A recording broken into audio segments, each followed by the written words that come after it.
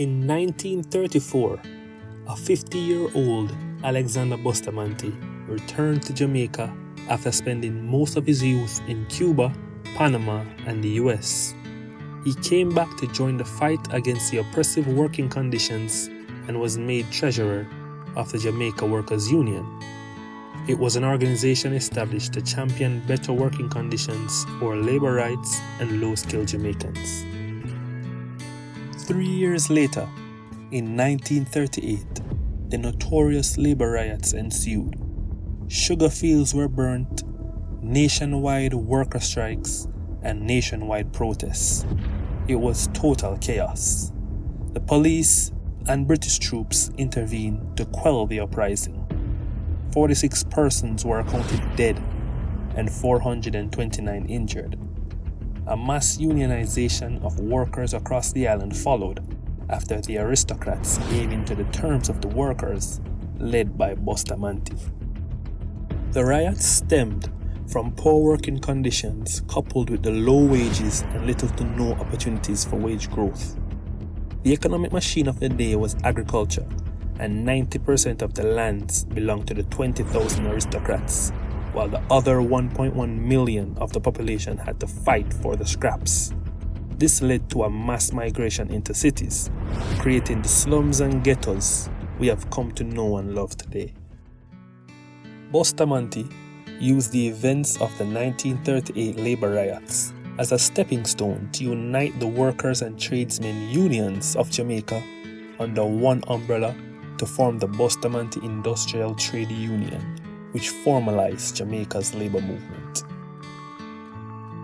In that same year, Busta-Manley's cousin, Norman Washington Manley, entered the public scene. He noted that while the Workers' Union, which advocated for the labor rights and working conditions of the Jamaican working class, was a significant step in the right direction, the real basis for national unity in Jamaica was with the masses, and as such was interested in access to state power by way of elections. On September 18, 1938, Norman Manley inaugurated the People's National Party as a nationalist movement supported by Busta-Manley and the mixed-race upper middle class.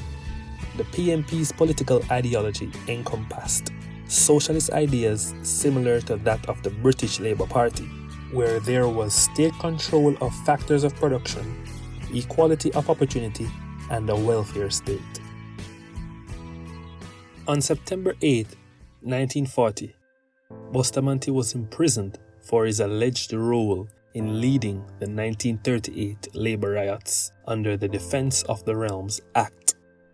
The act basically states that you cannot strike on the production of war materials during times of war. And as you know, World War II had begun in 1939. Even though Jamaica was not producing war materials, they produced exports that could fund the production of war materials for England, so the act was enacted. Busta-Manley spent 17 months in prison, where he conceptualized the idea of another political party to rival that of the People's National Party in advocating for low-skilled workers' labor rights. It was the political extension of the BITU, and on July 8, 1943, Busta-Manley inaugurated the Jamaica Labour Party, which was supported by mainly low and unskilled workers, tradesmen, and middle-class businessmen. Those 17 months in prison would be the catalyst for Jamaica's downfall, as the formation of the Jamaica Labour Party would prove to be the first nail in Jamaica's coffin to prosperity.